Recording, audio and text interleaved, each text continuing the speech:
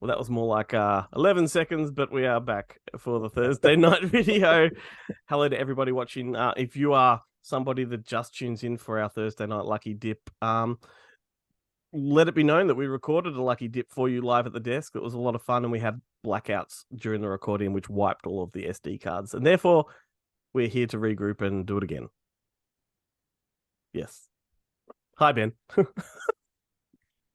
Hi, Glenn. I'm just going to leave you to run down on your own with that one. Yeah, well, just a little bit of a. There are people that only watch one or two videos here or there, so I'd like to add a bit of context. But I've got the Lucky Dip here, and I'll just pluck it out for you. Thank you. All right, this first one's yours, mate. And you have pulled out Atlantis: The Lost Empire, the animated movie, the Disney one. Yeah, I thoroughly enjoy that. I love it. I like the sequel too, but I think that first one is a really underrated Disney gem. I think it just got released at the wrong time and never found an audience. I think of it as the animated version of Stargate the movie. Like it's so similar the way they both kind of begin, and it's like just its production design. Yeah, and it's more than just a Disney animated film. It's a science fiction adventure. It's a Jules Verne style of story. The characters are great. I think we spoke about it recently on a video, and Jim Varney, it's his final appearance as Cookie. As Cookie, yeah, right. Because he was signed up to do Toy Story 3 next, and he passed away before he could record it. So Cookie was his swan song, if you will. Yeah, right.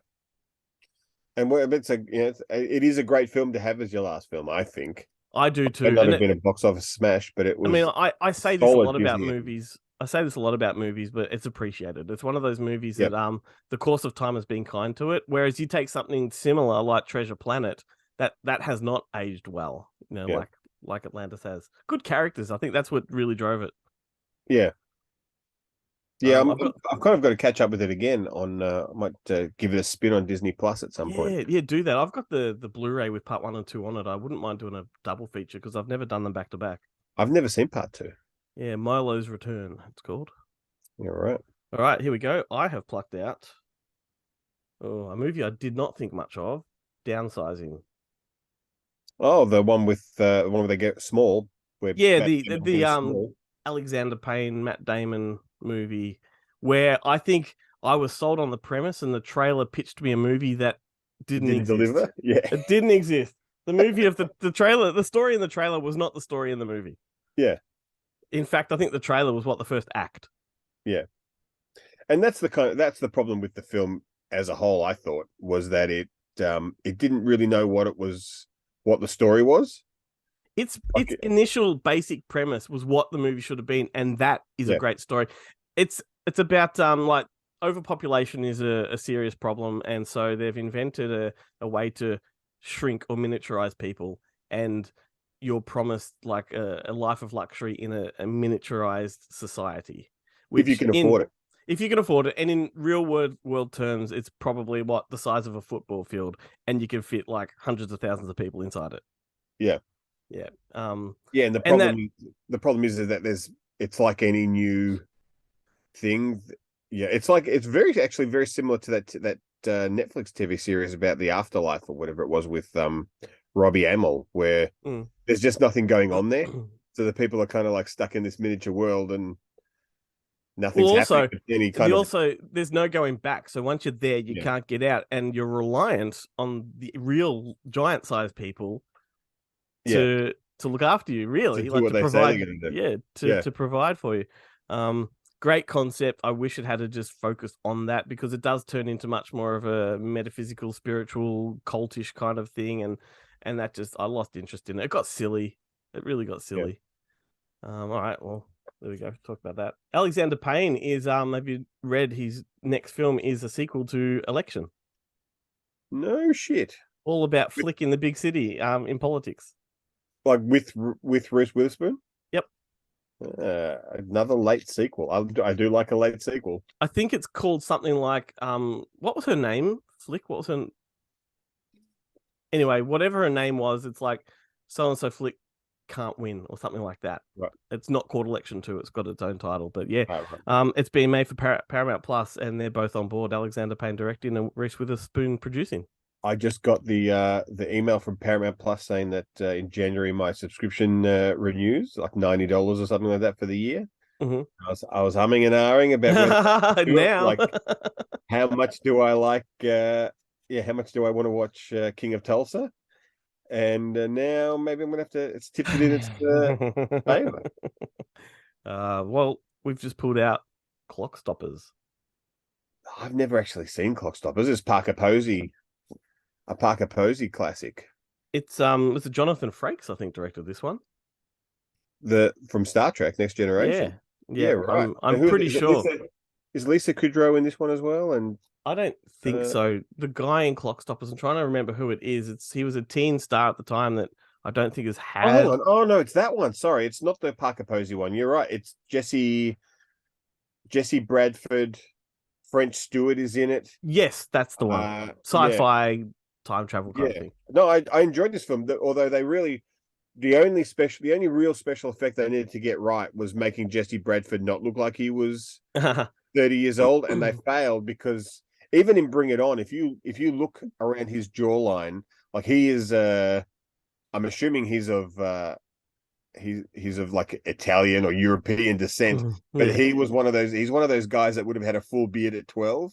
So whenever they do it, they always cake on the makeup around there, but they just can't blend it right. So he always looks like he's got like a makeup beard. Do you know? I mean, I enjoyed this movie thoroughly, but I do remember seeing it at the time, thinking they haven't even tried to make this look like a theatrical movie. It just looks like a DTV kind of movie. The poster design is very much Nickelodeon style. It never really ticked the right boxes, to be something special. It's Paula Garces is the female lead, but Michael Biehn is in it. Julia Sweeney pops up. It's a pretty, Scott. I love Scott Thompson. But yeah, so must have been thinking of Clock. Is it Clock Watchers? I think that's what it is. That's very 90s sort of Gen X kind of movie. Yeah, it's Toni Collette, that's Parker it. Posey, Lisa Kudrow, and Alana Urbach. Yep. Directed by Jill Sprecher. That's what I was thinking of. Excellent. See, when you were reeling off those names at first, I'm just nodding along and I'm trying to think, are they in that? I can't remember. They might be. Don't say anything, Glenn. It's been a long time. I've got Clock Stoppers here on DVD. I need to pull that out again and give it another viewing. And next up, we have he was hot off. Jesse Metcalf, I think, got that role because he was hot off Bring It On. Yeah, no doubt. I'm going to skip that one because we've talked about it ad nauseum. It was Crocodile Dundee, but instead we've got A Walk to Remember. The Mandy Moore one. Yes, which was the Nicholas Sparks movie that I enjoyed just before the Nicholas Sparks fatigue sunk in. Right. It wasn't it? No, Notebook was the first. Was Notebook the first one? The first one was Message in a Bottle, the Kevin Costner one. Costner, yeah, right. Never bothered watching that one. Oh, I love it. And Nights in Rodanthe with Richard Gere, and which I found that to be a disappointment. I was hoping that was going to be another, what is it? House in Tuscany kind of. The way I look at Nights in Rodanthe, when I saw it, I'm like, oh, this is a subpar Nicholas Sparks adaptation, and yet. Now that we've had a lot of subpar Nicholas Sparks adaptations, I think back at that one and go, no, that's actually better than half of the shit they're doing now. I think there's definitely a Nicholas Sparks fatigue for me. It's the kind of stuff that you and I love. It's very, very hallmarky in nature, but yeah, look, I don't feel any of that fatigue. I just I take each story as it kind of comes, and some of them are less appealing than others. Like Nights in Rodanthe did nothing for me. Message in a Bottle, I just never watched. I liked The Notebook. I liked what's the one with the guy from Buddy Games and the girl from Dancing with the Stars? Yeah, it's not last song. It's the one where and it's got it's like a TV cast because it's got Robin from How I Met Your Mother is the wife character, and I can't remember. I didn't mind whatever that one is. I didn't mind that one. All I know is that they all have the same poster. But I remember Waking Fright, because isn't the gist of that is that she's got like some terminal disease? Waking Fright. No, sorry. Walk to Remember. Yeah, she's got cancer, and Peter Cody plays the dad, and the new boyfriend is a bit of a bad boy, and the father's trying to protect his daughter from him, and right. That's right. But the bad boy has a conversion, like a Christian conversion, and yeah. See, if there was any kind of fatigue for me, it was Shane West fatigue. Shane West. After what was it? Whatever It Takes, and then he started. I don't know about that guy. Dracula 2000. That's right. He's Dracula 2000. League of Extraordinary Gentlemen. He's Tom Sawyer. That was unnecessary. Wasn't League of Extraordinary Gentlemen like the end of the road for him? Like that's kind of the last hurrah he had as far as theatrical concerned, or in any big way. Yeah, look, yeah, I certainly kind of hope so. Anyway, I like Walk to Remember. I watched it before I knew what a Nicholas Sparks movie was. And it was just I went to the cinema. He's the arsehole. He's the arsehole and Get Over It too. He's the one that steals Ben and his girlfriend. Yeah.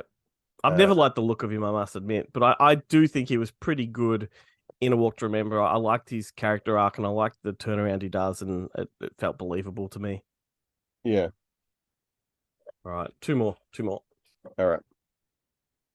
And the first one is Quick Change. Yes. Quick Change, Billy Murray. Randy Quaid, your favorite Quaid? Randy, yeah. And Gina Davis. And it is a remake of a French film. Back when Hollywood were doing good comedy remakes, like Three Fugitives and 3 Men and a Baby, like they were. I think half of us didn't even know they were remakes at the time. Well, it's because we just didn't get that. Like they appeared in art house cinema and maybe your video store, but even your video store wasn't guaranteed to get them. See, what those movies did is they carbushed our like future arguments that like you shouldn't do remakes, and people go, "What about 3 Men and a Baby?" Like, oh yeah, I love that one. A lot of the I was going to say, well, foreign language movies and American remakes is fine, but mostly Martha and / No Reservations or whatever the hell it was called. Fuck, that movie's horrible. I had watched No Reservations first, thought it was okay. I thought it was a serviceable, nice enough, should have been video movie. And then I watched mostly Martha and went, I forget the other one. Yeah. Like, I don't know what they were. Aaron Eckhart. Aaron Eckhart's another one of those people who I used to really like. And now I've got major Aaron Eckhart fatigue. It's like, we haven't talked about Quick Change. It's a very funny movie. Like some of those scenes I think they're in a cab or the getaway car, are just some of the funniest interactions, particularly with Randy Quaid and Bill Murray. Yeah. Like more of those guys on screen. Thank you very much. Did they ever work together again? No, I don't think so. Bill Murray co-directed that movie too, Quick Change. Yeah, right. No, I don't think they have worked together. I mean, God, how much? How does it sit with Shakes the Clown for you? Which is I think I like Quick Change a little bit more. Well, yeah. It's a toughie. It is a toughie, but I mean, I say it quite a bit. I want Randy Quaid back. I just want him to come to his senses and make more family vacation movies. I just want Hollywood to open their arms, welcome him back. All's forgiven. Let's make some movies. Let's just pretend let's just call that a psychotic episode and not mention it again, just like we used to. Well, it was and is a psychotic episode because you notice he fluctuates. He goes away for a couple of years and then he bounces back with some rhetoric and extreme views and then just dies down again. I feel like he is going through what Kanye West goes through, these bipolar episodes. Episodes, yeah. It's just amazing that Kanye's always been weird, whereas Randy was relatively stable. It was totally the Brokeback Mountain thing that flicked the switch in his head, because that's where he started introducing the concept of Star Whackers. Because he sued the makers of Brokeback Mountain because they broke the contract with him. So what I don't actually know this story. Okay. So he was. I mean, without it in front of me, I'm sort of just going off memory. Give me the quick notes. He was misled into his contract. He was misled to believe it's just a low budget film. It's not going to make a lot of money. And then when it won all these accolades, and did make a lot of money, his earnings didn't reflect what it made.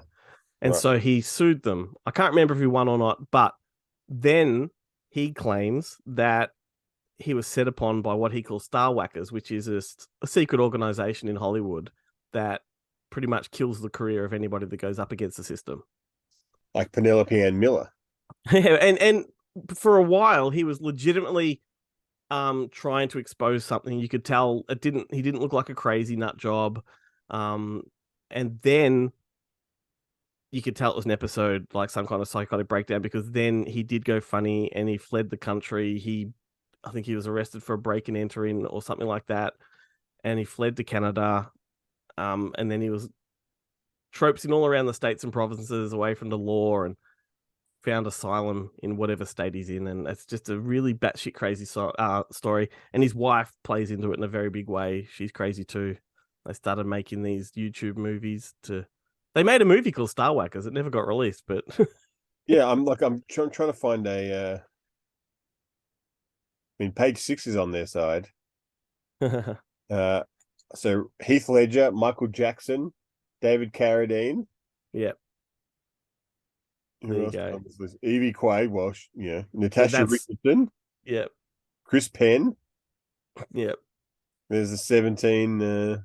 So there's a deep dive for anybody watching to go down. If you love Randy Quaid like I do and you care about this guy, have a look at his history, what he's been doing since Brokeback Mountain, because it's a psychotic spiral, and I would love that guy to come back.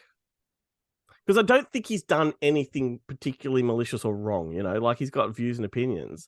But unlike the likes of Jeffrey Jones, who's done stuff that's wrong, Randy hasn't, he's a bit of a nut job. Yeah. It's just like if they could arrest you for being crazy and living in a van, America would have a prison overpopulation problem more than they already. I know. And I mean, they say that you got to be crazy to make movies. So, like, we need the likes of Randy. Would be nice to have him back. But anyway, maybe that'll do for the video. Just end it on a Randy note. I know you like things, Randy. I do. I'm the official pervert. Let's put that on a t-shirt. All right, mate. Well, on Redbubble. I'll see you on the people can order it. Christmas party episode of Good Movie Monday. Yes. It's going to be fun. Join us, everybody. It's an all-in affair. Everybody's going to be involved, and it's going to be a video as well as a podcast. So we'll see you there on Monday.